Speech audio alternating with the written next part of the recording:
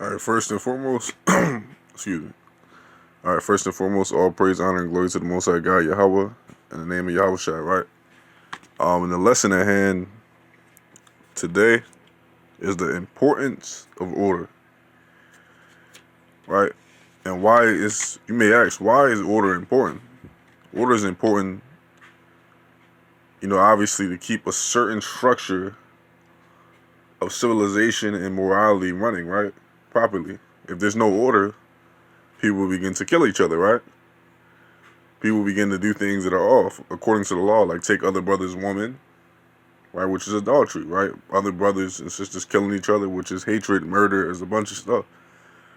So there's order. We have to follow order, right? And let me go into a verse.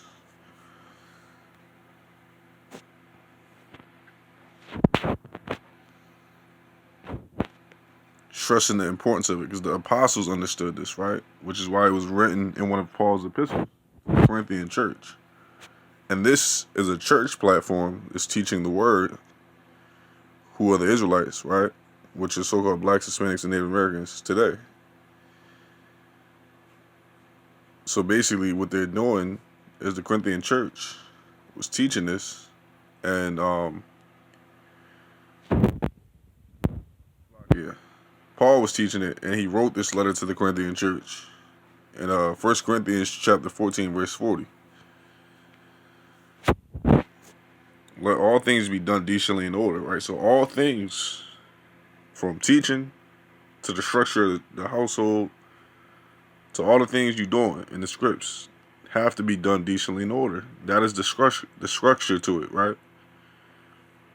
Because without order, like I said, there's chaos. And order is important to keep from following chaos. Right, we're going to get into a couple verses on why it's important. Right, but I want to dive again into Romans, the understanding that the apostles had, right, which Paul, he had the same equivalent understanding as the other apostles. Right? So this is the understanding that the letters, when they were written to these churches, it could be the equivalent of a brother joining a camp or organization. The Most High put the spirit on him to join. But it says, let every soul be subject unto the higher powers. Right? For there is no power but of God. The powers that be are ordained of God, or Yahweh, right? It says, whosoever therefore resisteth the power, resisteth the ordinance of God. They that resist shall receive to themselves damnation. Right? So ultimately, you gotta be very careful, right? Because again, like you have like a lot of us came from the church. So then you could think this is talking about the church. You could think this is talking about the government. But ultimately, if you come under contact with a church, or organization, or a body, following the law, statutes, commandments, having faith in Yahweh Shai, and teaching the we Israels, and you come under subjection to this congregation, it's not by coincidence, because we understand, according to Scripture, our steps are directed by the Most High God, right? So, if you're being subjective to this, like you kind of disobeying this order that's set, it could leave you to, like, you could risk yourself to damnation. Or some translations, let me see what another translation is going to say. No, this app doesn't have it, but some translations may say like you could risk to err or sin or such on. It could be counted as sin, right? Because you begin to break the orders of the camp, or the church, or the body, or the congregation. Even though it may not be a sin, it could end up being sin, because if you breaking those orders of something that's not even sinful, it trickles down to you breaking the law, statutes, and commandments, right? So order and keeping order is very important. Because without order, all things fall, right? Your marriage falls, households fall with your children not listening to you, friendships end, civilizations can even fall, right? Etc. Like a lot of things, governments. That's how Israel got dismantled and scattered. We didn't have any order. The Most High had to destroy us to bring us back. All right, I want to dive into some scriptures now. That's probably all the epistles that I'm gonna dive into as of now. Through the Spirit, I want to dive into these epistles and expound. So this is Psalms 37 and 23. The steps of a good man, right, are ordered by the Lord. Which the Lord right here, when it's in all caps, this is the Tetragrammaton. This is Yahweh. So this is the Most High God. Not an angel of the Lord or not anybody else. It's the Most High God. It says, and he delighteth in his way. So if you're a good, righteous brother or sister in the truth, your steps are ordered by the Lord. Right? And it's important because they're ordered and it's set in a particular order. The Most High is everything you, like when you read the Bible from front and back, the Most High does everything in a particular order. It's set up, like even the building of the covenant of the ark and everything, the temple. If you read through Exodus, it's all in order. Everything is done like this. Like they'll say 2 inches of this, X, Y, and Z. And the Most High is very specific about this order to keep things running.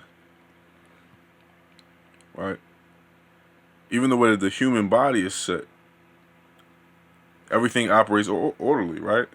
You drink water, it goes to your kidneys, and each kidney that you have 2 kidneys, right? And then they do a process that helps the other organs function, right? The heart, the brain. And if they don't operate in accordance to the body, what happens? They fall and collapse. Same thing with, the body of Christ. That we are in this truth, and we don't operate orderly, we can dismantle, all the work that's being done.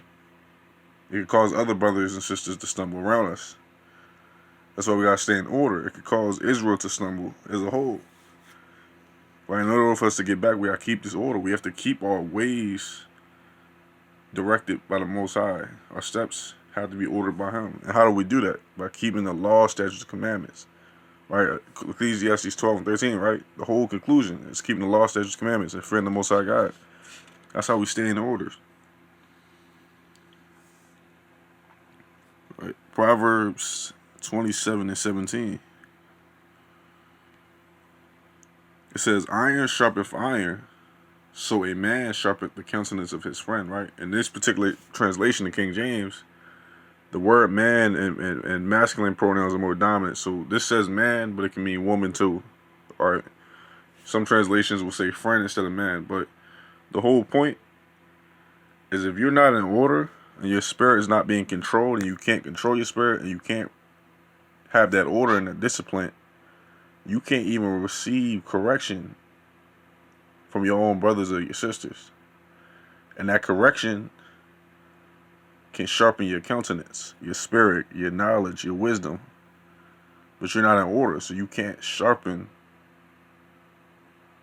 others and they can't sharpen you because you're not in order. Right? You wouldn't be able to. You have a problem.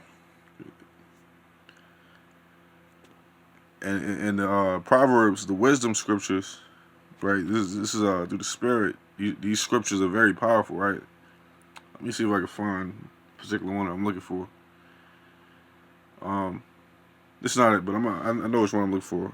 Proverbs 16 and 32, but Proverbs 18 and 21. This will do for now.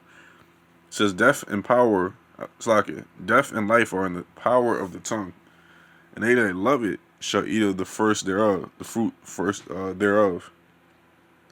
So if you don't have order and composure, because when you have order, a bunch of other things follow. If you don't have order, you won't be able to control your mouth. When you're in very, bad situations or situations that require you to have discernment or compassion towards your people.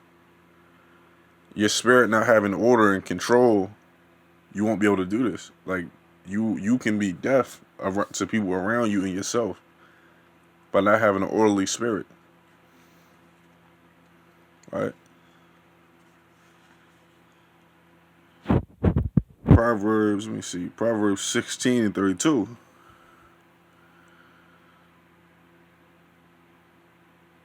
Proverbs 16:30.